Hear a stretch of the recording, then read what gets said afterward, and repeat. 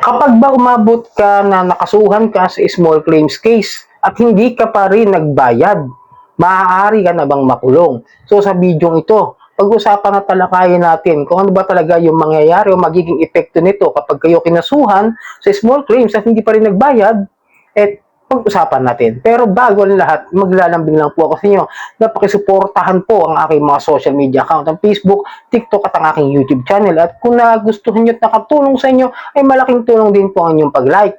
Malaking tulong din po ang pag-share. At para updated po kayo sa mga videos about sa mga usapang online incomes, ay pakihit lang po yung notification bell sa ating mga social media accounts para updated po kayo. Okay, so disclaimer muna ha, papaalala lang ako na hindi po ako nanghihikayat na mag-utang kayo dito sa mga online loan apps. Ako po ay nagre-review lamang po. Sinisilip ko kung ano yung proseso ng kanilang pagpapautang at yung proseso ng kanilang paniningil para magkaroon ako sa inyo ng shared real experience about sa mga ganito klase ng mga online loan apps at magkaroon kayo ng tamang expectations kung ano yung maibabahagi kong naranasan dito sa mga online loan apps. Ulitin ko ha, hindi ako promoter ng mga OLA. Okay. Ito kasi nakita ko sa post sa isang Facebook page ng isang usapin siya puro mga legit na mga online loan apps eh. Si Kuya Jojo, nakita ko sa comment niya, ito sinabi. Kasi ang tanong dito sa post na ito is, ano ba yung mangyayari kung sakasakaling hindi ka makapagbayad ng loan o ng gadget installment sa home credit? Yung sinabi niya sa post niya. May nag-comment kasi na napansin ko at nakakiliti sa aking isipan. Okay, ito po. Yes, meron po. Pero small claims, pag di pa din binayaran, dyan na kulong ka. Okay, linawin natin dyan ha, makukulong na raw kapag hindi pa rin daw binayaran at umabot na sa small claims yung reklamo sa inyo ng mga online loan apps. Ewan ko lang kay home credit, pero si home credit legit naman kasi talaga. May kontrata yan. Mga kontrata pinipirmahan, written contract na nagiging dahilan kung bakit nagiging legal yung kanilang proseso ng pagpapautang kahit na napakalaki naman talaga ng interest kasi sumasang-ayon tayo, di ba? Kaya hindi ko umuutang kay home credit eh. Napansin niyo, wala akong video about home credit na I don't, hindi ko lang siya feel utangan dahil sobrang laki. Halos triple nga yung utangan mo. Pero syempre, pautang yan, negosyo yun eh. Kailangan nilang kumita. Yun lang po masasabi ko. Ulitin ko ay never pa na, hindi pa ako nagsubok talagang umutang dyan ng ako mismo. Nagtry kumuha ng gadget o appliances o even mga cash loans. Mga kaibigan akong ganyan, umihiram, pero isang beses lang ayaw na umutang. Ayaw nila raw nila umulit umutang. Okay, so ito, pag hindi ka ba nakapunta sa small claims, pagka nagpunta ka na, tulad na sa small claims, umabot na sa korte, tapos hindi ka pa rin nagbabayad, kulong ka na raw. Ulitin natin ha, ang kasong small claims, so yung small claims case ulitin natin ha, ay civil.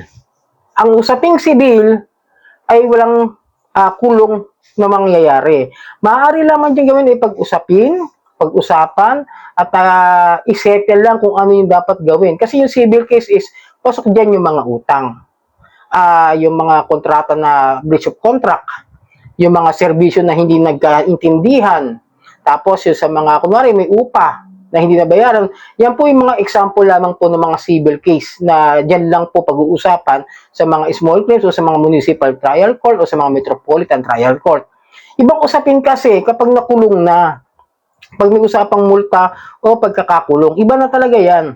Hindi ka na nakapagbayad dahil may hatol na, bayaran na. Ang problema kasi, ito medyo mag-advise ako sa inyo. Minsan kasi kahit na nakapangako na tayo, ito real talk lang, experience and the other persons, mga individuals na nakakaranas ng financial difficulties in that time. Lalo ngayon, ang hirap ng buhay mga kadyan. Example lang natin, siyempre, kunwari na ako, nakasuhan na ako. Example ko na ako, nakasuhan small claims. Nagsang-ayon ako sa ganoon. Nababayaran o kaya hindi nababayaran is because the sahod o yung kinikita hindi sapat doon sa pambayad. Diba? Sabihin natin merong usapan, pero hindi ko lang kulong yun hindi pwedeng gano'n, walang gano'n.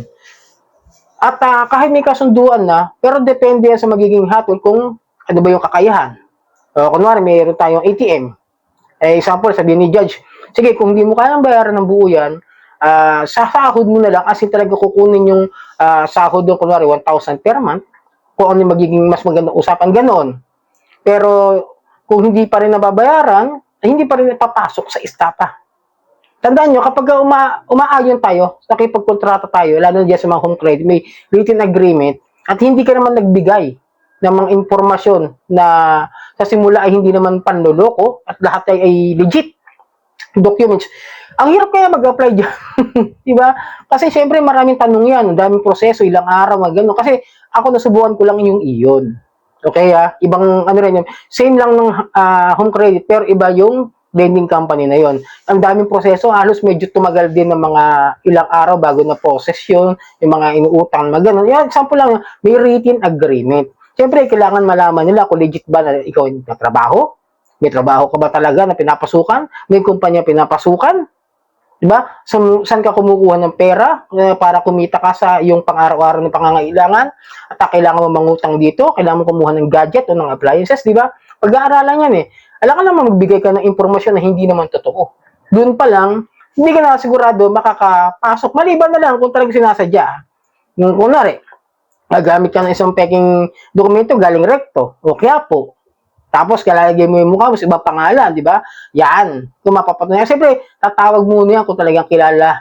Alam ko kasi tumatawag May time na tumawag din sila sa kapatid ko, yung legit na mga lending.